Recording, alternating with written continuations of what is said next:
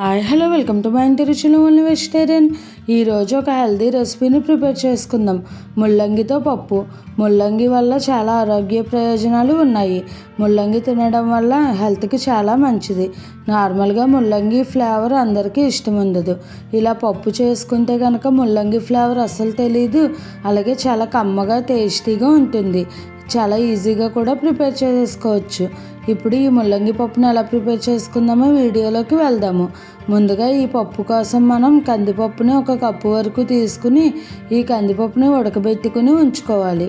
ముందుగా 1-2 సార్లు శుభ్రంగా ఈ పప్పును అంతా కూడా కడిగిన తర్వాత ఆ వాటర్ని డ్రైన్ చేసుకుని మరలా మంచినీళ్ళు వేసుకుని తర్వాత ఇందులోకి 1 పావు టీ స్పూన్ పసుపు అలాగే 2 టీ స్పూన్స్ ఆయిల్ వేసుకుని ఈ పప్పుని ఒక 3-4 విజిల్స్ రానిస్తే కనుక మనకు మెత్తగా ఉడికిపోతుంది.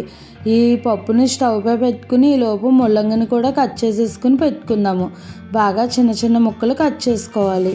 తర్వాత స్టవ్ పై ప్యాన్ పెట్టుకుని 4 టీ స్పూన్స్ వరకు ఆయిల్ వేసుకున్న తర్వాత ఇందులోకి మనం పోపు దినుసులు వేసుకోవాలి. మినపప్పు, ఆవాలు, జీలకర్ర, కరివేపాకు, ఎండుమిర్చి అలాగే కారానికి తగినట్టుగా పచ్చిమిర్చి వేసుకుని ఇవి ఫ్రై అయిన తర్వాత ఇందులోకి మనం ముందుగా కట్ చేసి పెట్టుకున్న ఈ ముల్లంగి ముక్కల్ని వేసేసుకోవాలి.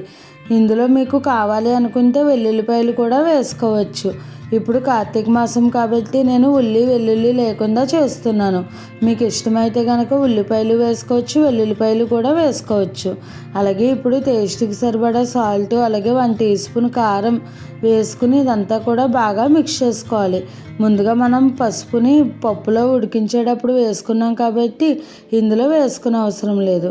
ఇప్పుడు ఈ ముల్లంగి అంతా కూడా ఇలా బాగా మిక్స్ చేసుకున్న తర్వాత మూత పెట్టేసుకుని మీడియం ఫ్లేమ్లో ఈ ముల్లంగి ఉడికేంత వరకు బాగా మెత్తగా ఉడికించుకోవాలి. ఈ ముల్లంగి ఉడుకుతున్నప్పుడు మనం వేరేగా వాటర్ ఏమీ వేయనవసరం లేదు. మనం మీడియం ఫ్లేమ్లో పెట్టుకుని మూత పెట్టుకున్నాం కాబట్టి ముల్లంగిలోని వాటర్ రిలీజ్ అయ్యి ఈ ముల్లంగి సాఫ్ట్గా ఉడికిపోతుంది. ఇప్పుడు గరిటెతో ఒకసారి ఇలా ప్రెస్ చేసుకుంటూ నలుపుకున్న తర్వాత ఇందులోకి మనం ముందుగా ఉడకబెట్టుకున్న ఈ పప్పుని వేసేసుకోవాలి. ముల్లంగి మెత్తగా ఉడికిపోతేనే మనకు పప్పు అన్నది టేస్ట్ బాగుంటుంది. చూసారు కదండి, ఇలా పప్పు అంతా కూడా వేసేసుకుని ఈ ముల్లంగి ముక్కలు అలాగే పప్పు కూడా బాగా ఫ్రై అయ్యేటట్టుగా కలుపుకోవాలి. అదే మనం పప్పు ముల్లంగి ఒకసారి వేసేస్తే కనుక ముల్లంగి ఫ్లేవర్ ఎక్కువగా తెలుస్తుంది. ఇప్పుడు కన్సిస్టెన్సీకి అడ్జస్ట్ చేసుకుంటూ వాటర్ని వేసుకోవాలి. నేను ఒక 100 ml వరకు వాటర్ని వేసుకున్నాను. ఇప్పుడు ఈ వాటర్ వేసుకుని అంతా ఒకసారి మిక్స్ చేసుకుని సాల్ట్ అలాగే కారం టేస్ట్ సరిపోయినలేదో చూసుకుని మూత పెట్టేసుకుని ఒక 2 ఉడుకులు రానిచ్చుకుంటే సరిపోతుంది. మరీ ఎక్కువగా ఏమీ ఉడకనవసరం లేదు. చూసారు కదండి, పప్పు రెడీ అయిపోయింది. మనకు ముందుగా ఇలా కొద్దిగా పలుచగా ఉన్నా కానీ చల్లారిన తర్వాత గట్టిపడుతుంది. దాన్ని బట్టి కన్సిస్టెన్సీని అడ్జస్ట్ చేసుకోండి. అంతేనండి, ఎంతో హెల్దీ అయిన ముల్లంగితో పప్పుని రెడీ అయిపోయింది. ఇప్పుడు దీనిని వేడివేడిగా రైస్లోకి సర్వ్ చేసుకుంటే చాలా బాగుంటుంది. అలాగే చపాతీలోకైనా కూడా కాంబినేషన్గా బాగుంటుంది. రైస్లో కాంబినేషన్గా తీసుకున్నప్పుడు వడియాలు, అప్పడాలు, చల్లమిరపకాయలు కాంబినేషన్గా తీసుకుని తింటే చాలా టేస్టీగా ఉంటుంది.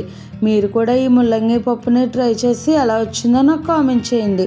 అలాగే మరిన్ని మంచి మంచి హెల్దీ రెసిపీస్ కోసం నా ఛానల్ని ఫాలో అవ్వండి. మీకు ఇంకా ఏమైనా వెజిటేరియన్ రెసిపీస్లో వెరైటీగా హెల్దీగా టేస్టీగా సింపుల్గా కావాలి అనుకుంటే నాకు కామెంట్ చేయండి. ఈ రెసిపీ కనుక మీకు నచ్చినట్టయితే లైక్ చేసి, షేర్ చేసి, కామెంట్ చేసి నా ఛానల్ సబ్స్క్రైబ్ చేసుకుని పక్కనే ఉన్న బెల్ ఐకాన్ క్లిక్ చేయడం మర్చిపోకండి. Thanks for watching.